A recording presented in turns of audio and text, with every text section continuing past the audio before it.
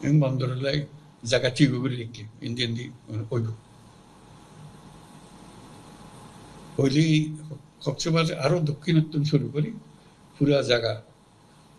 সারা বাংলাদেশের পক্ষতুন পুরা জায়গা তোমার এই এলাকার জায়গা সম্পূর্ণ পরিবর্তন হয়েছে ইয়ানলে বহু রকমের চিন্তা ভাবনা করে আরো তারা লোক বুঝিস যাতে তাড়াতাড়ি কাজ করা শুরু করে যায় বহুত বছর ধরে ঘুরে সরকারের হাতত একবার ফেললে সহজে বাই নয় এই ফ্যাসল ফক্টরের ভিতর করেছে বেআগুনের এবার ফেস খুঁজতে আসে কিন্তু বাইরে অন্য যায় তুমি বাইর করি এর এখন ডলে কেনে খাম্মান শুরু করে দন যায় ওইলে তৈলে ব্যাগুনের লাগে লাভ দেশের লাগে লাভ বিদেশের লাগে লাভ ব্যাগুনের লাভ জিয়ান কইতাম আসিলাম যে ধরো আর বাংলাদেশের বিরাট সমুদ্র পাইলাম আমরা নেপালের মতো দেশে তার তখন সমুদ্র নাই ইয়ান তার কোয়াল ভাঙা সমুদ্র নতাই দিয়ে তার দুনিয়ার যোগাযোগ আর না থাকে ট্রেন করি আর কত মাল নিয়ে যাবে সমুদ্র হইলে আসল জায়গা দুনিয়ার ব্যবসা করেন বলে সমুদ্র লাগে ভুটান লয় জায়গা নেই সমুদ্র নেই আর ভারতের যে সেভেন সিস্টার রাজ্যগুলি আছে ইটারেরও নেই তারা বলে আড়াতে আছে তোমরা আর সমুদ্র ব্যবহার করো আর ব্যবসা করো তোমারও জীবন পাল্টে যাক আর জীবন পাল্টে যাক এটারও রাজধানী ছাড়াও হইতো নাই ছাড়া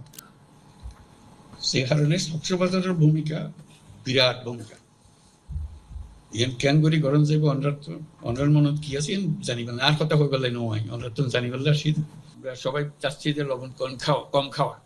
এটা একটা স্বাস্থ্যের কারণে সবাইকে উৎসাহিত করা হচ্ছে লবণ খান কম করে খান যাতে শরীর ভালো থাকে কাজে আমাদের চেষ্টা হলো কমানো কিন্তু আমাদের শক্তি আছে উৎপাদনের তাহলে বাইরে যদি হয় এটা তো মস্ত বড় একটা খবর হবে এটা একটু দেখেন আমাদেরকে যোগাযোগ করেন দরদাম দেখতে হবে কারা তাদেরকে দেয় বলছি তো যারা ল্যান্ডলক কান্ট্রি যেমন নেপাল ভুটান তাদের তো লবণের সোর্স নাই তো অনেকটা খনিজ লবণ আছে অনেকের খনিজ লবণ হতে পারে আমার যেটা হলো যে যদি লবণ কেউ কেনে তাতে খোঁজ দিতে হবে আপনি কোথার থেকে কেনেন কি দামে কেনেন কোন কোয়ালিটির কেনেন আমাদেরটা একটু ভালো দামে সস্তা আমাদেরটা চেষ্টা করে দেখেন এইভাবে তো ব্যবসা হয় ব্যবসা তো আর নিজের থেকে হয়ে যায় না সেটা খোঁজ খবর নিয়ে একজনের খবর আরেকজনের খেতে কাজে যে সমস্ত দেশের কথা বলছি সেই সমস্ত দেশে আপনারা আসা যাওয়া করেন সবসময়